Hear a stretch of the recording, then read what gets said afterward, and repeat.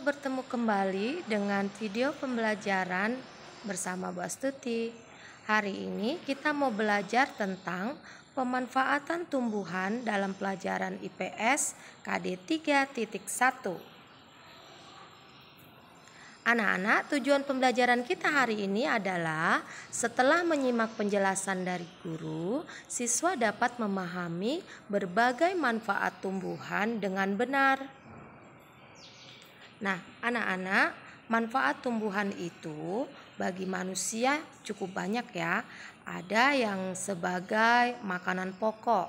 Nah, makanan pokok diantaranya bisa berasal dari tanaman umbi-umbian atau ubi kayu, kemudian jagung, padi, sagu, dan ubi rambat ya. Biasanya di berbagai daerah di Nusantara ini mempergunakan hasil tumbuh-tumbuhan atau tanaman seperti pada gambar sebagai makanan pokok. Makanan pokok itu artinya anak-anak bahan makanan yang memang dikonsumsi setiap hari ya, setiap hari. Oke, selanjutnya tumbuhan sebagai sayur-sayuran. Nah, banyak sayur-sayuran yang berasal dari tumbuh-tumbuhan dan bentuknya atau jenisnya itu macam-macam ya anak-anak ya.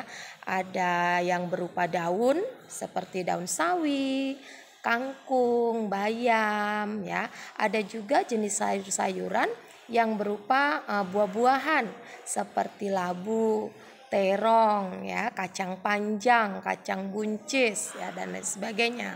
Dan kemudian ada jenis sayuran yang berbentuk umbi-umbian seperti kentang, wortel, lobak. Nah, banyak jenis sayur yang bisa dimanfaatkan oleh manusia yang semuanya berasal dari tumbuh-tumbuhan.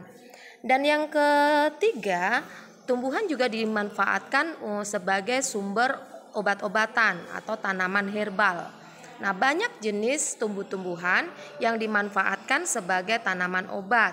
Misalnya jahe, kunyit, ya, kemudian tumbuhan kina, kemudian daun jambu biji, kulit manggis, dan banyak jenis tumbuhan lain yang bisa dimanfaatkan sebagai tanaman obat herbal.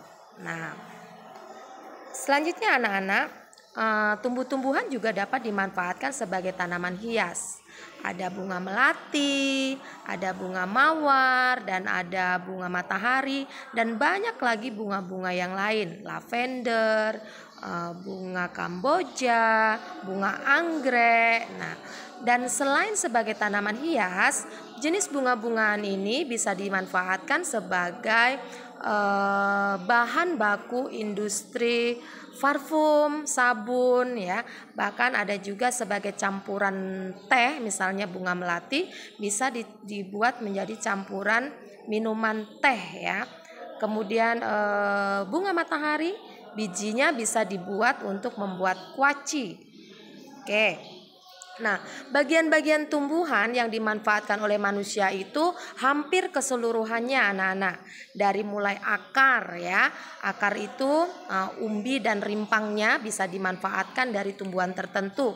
Seperti yang sudah Bu Guru jelaskan tadi, ada umbi-umbian, jenis tanaman umbi-umbian, dan ada juga yang tumbuhan yang mempunyai rimpang seperti jahe, kunyit. Jenis tumbuhan tersebut rimpangnya dimanfaatkan untuk manusia.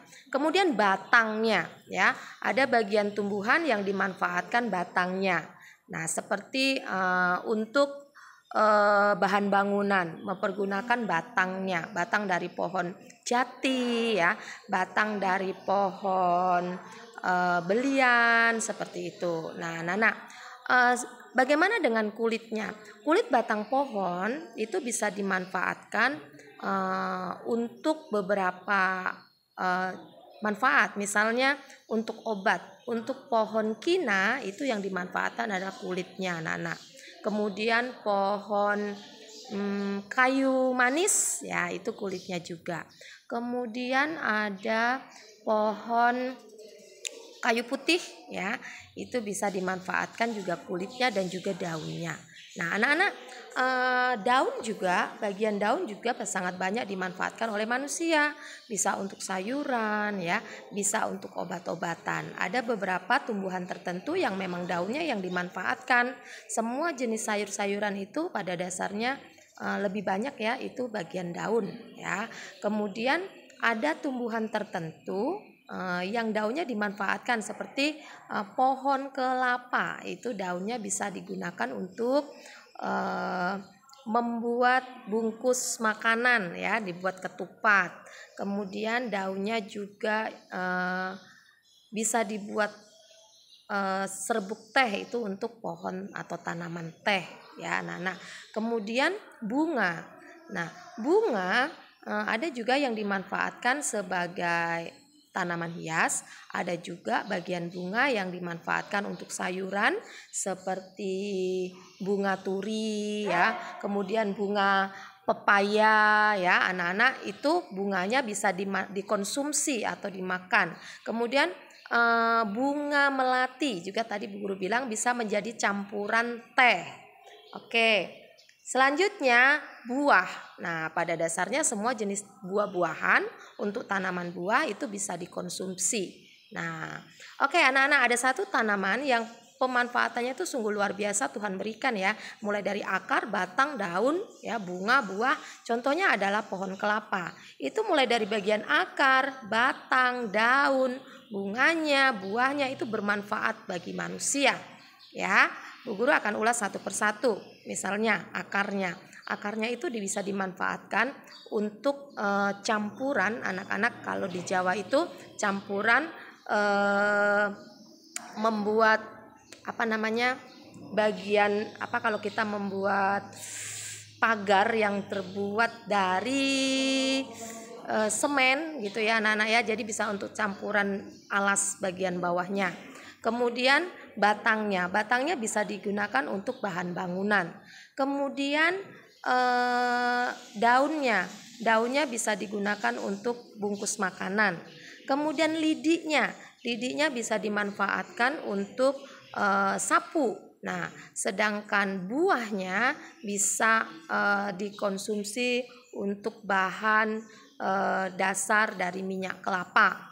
Nah, bisa juga untuk membuat santan kara dan lain sebagainya anak-anak. Dan umbutnya atau bagian muda dari ujung pohon kelapa itu bisa dijadikan sayur ya, gitu. Jadi banyak sekali manfaat tanaman kelapa dari mulai akar sampai ke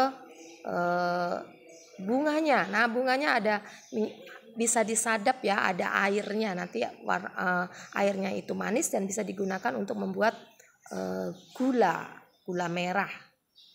Nah, kesimpulannya anak-anak, tumbuhan sangat bermanfaat bagi manusia.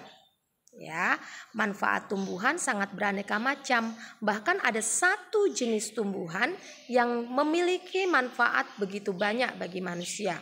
Ya, satu jenis tumbuhan bisa dijadikan bahan untuk membuat obat-obatan, dan dia juga bisa dijadikan makanan langsung seperti buah-buahan, dan bisa dijadikan sebagai sayur-sayuran.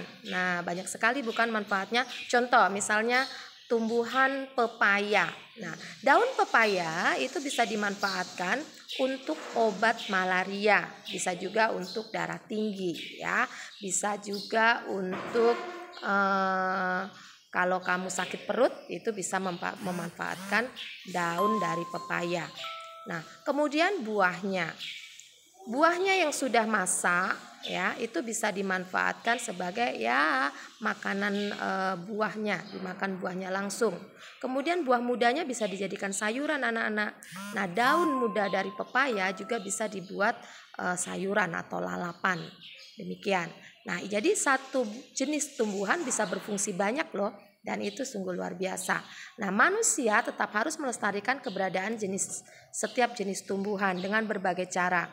Bisa dengan membibitkan kembali, bisa dengan upaya pembudidayaan, kemudian bisa juga di dalam bidang pertanian maupun perkebunan. Itu salah satu upaya untuk memperbanyak atau membudidayakan jenis-jenis tumbuhan.